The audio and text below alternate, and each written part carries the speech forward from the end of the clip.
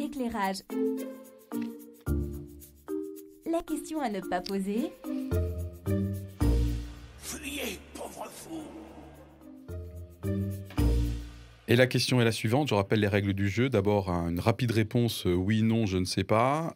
Et ensuite, on peut développer nos réponses. La question est la suivante.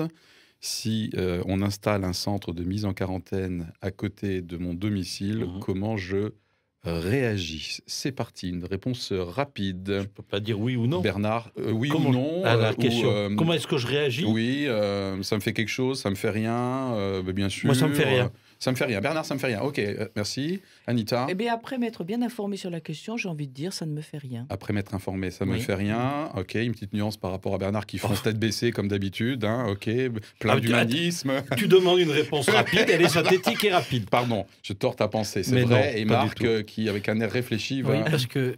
Tu as l'air perplexe encore. J'en sais rien. J'en sais rien Wow. parce que je crois qu'on peut phosphorer pour se dire quelle sera ma réaction. Mais je suis persuadé, comme plein de réalités de vie, que c'est au moment que ça se fait, avec tout ce qu'il y aura dans l'entourage, etc., que je peux aussi avoir des positionnements irrationnels. Intéressant. Moi, je dirais pareil qu'Anita. Après m'être informé, je pense que je dirais oui. Maintenant, ceci dit, il y a eu 2 communes, hein, donc... Carré.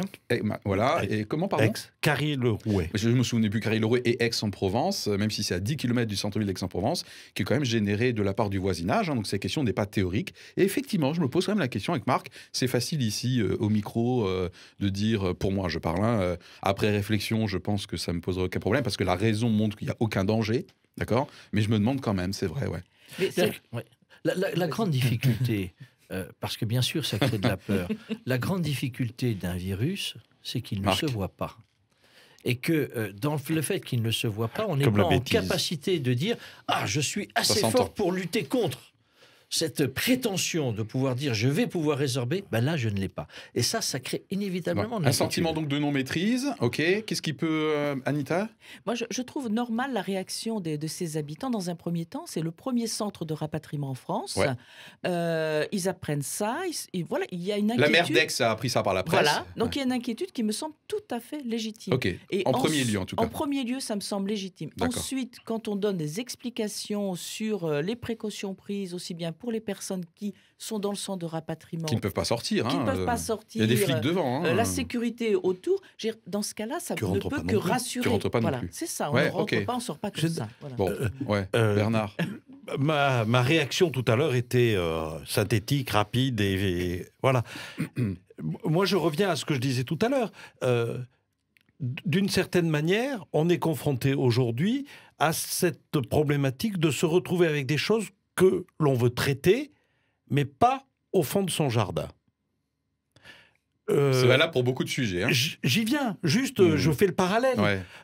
On veut bien soigner des Français qui sont potentiellement atteints d'un virus, mais on ne sait pas, visiblement. Donc on veut bien s'en occuper, on va les chercher. Solidarité nationale. Voilà, on les ramène, mais vous ne les mettez pas au fond de mon jardin. J'envoie...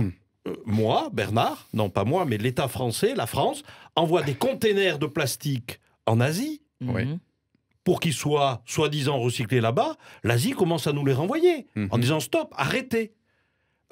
On veut bien faire des choses, on fait des choses, mais on ne les assume pas jusqu'au bout. Et si il fallait prendre un exemple beaucoup plus concret, s'il te plaît. Le grand contournement ouest de Strasbourg. Mais non, mais c'est du même acabit. Oui. On est conscient qu'il y a des embouteillages à Strasbourg. Il faut trouver des solutions, mais pas au fond de mon jardin. Ok, David n'est pas là, il en profite. Pardon, mais non, il écoutera David et il me dira la prochaine fois. Bernard vient de dire une grande partie de ce que je voulais dire. Je vais prendre 2 exemples qui me frappent tout le temps. Nous sommes dans une population française qui estime qu'il faut qu'il y ait plus de répression et donc un surcroît de places en prison. Strasbourg est dans cette situation-là, Mulhouse est dans cette situation-là. Il faut créer une nouvelle prison. Tout le monde est d'accord, il faut créer une nouvelle prison. Et quand on dit l'emplacement, c'est le tollé général pour ceux qui vont y habiter à côté. Je vais prendre un autre exemple plus quotidien d'une certaine manière. Nous sommes tous convaincus qu'il faut une augmentation des logements sociaux. Mais quand on dit le logement social, je vais le construire à côté de chez moi. c'est le tollé général. Mais vous vous rendez pas compte, ma propriété, elle est dévaluée d'autant parce qu'il y a un logement social. Voilà, qu'est-ce qu'il y a dans la tête de chacun? Comment nous sommes en capacité de pouvoir vivre notre humanité dans notre diversité, avec chacun ce qu'il est, dans la réalité de notre quotidien? C'est pour moi, ça c'est des questions fondamentales. Ça ne changera jamais, tu crois, hein? Ah, je suis convaincu que ça peut changer. C'est pas le fond de l'être humain? Non, parce que je ne suis pas pessimiste, parce que le fond de l'être humain, pour moi, il n'est pas mauvais. Il est accompagné par la présence de Dieu. Rousseau, et que à ce niveau-là, je crois que non. On peut tout à fait aussi avoir des comportements qui ne soient pas que négatifs, mais qui soient plutôt positifs. Ok, Bernard qui a pris des notes j'ai pris des notes frénétiques. Mais oui, parce que tout le monde est d'accord pour ouvrir une nouvelle prison, je ne sais pas. Mandela disait, je crois, ouvrez une école, vous fermerez une prison. Ça, c'est une première chose.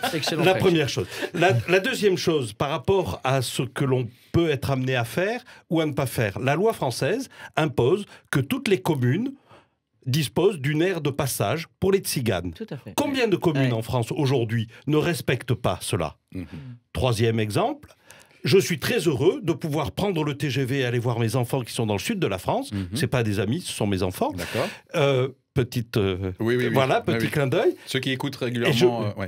Et de prendre le TGV qui m'amène dans le sud de la France en 4 heures. Autrefois, il fallait 12 heures. Sauf que ce confort personnel, c'est fait, parfois, et j'ai vécu dans la Drôme, au détriment de propriétés où, effectivement, le TGV est passé au fond du jardin, à côté de la cabane. Oh, ça fait Cabrel, ça. Et voilà. Merci.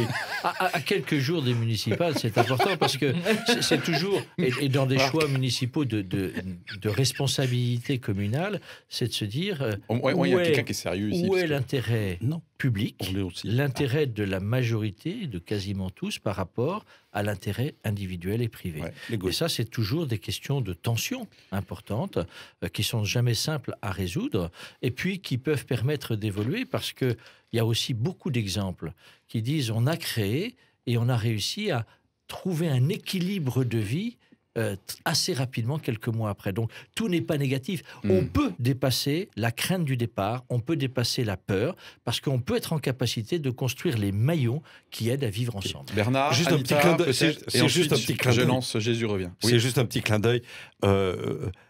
Marc vient de parler des élections. On a parlé tout à l'heure de ces villes, de ces photos de villes complètement désertes où il n'y a plus de voitures. Je me demande si Anne Hidalgo, qui veut transformer Paris en piste cyclable totale, ne serait pas... Non, c'est juste une peur. Non, on n'écoutera pas, on ne retiendra pas. Mais non.